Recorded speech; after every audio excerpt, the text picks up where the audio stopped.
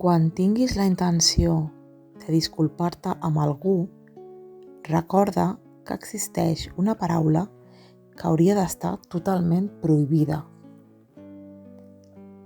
Utilitzar-la invalida tot el teu discurs.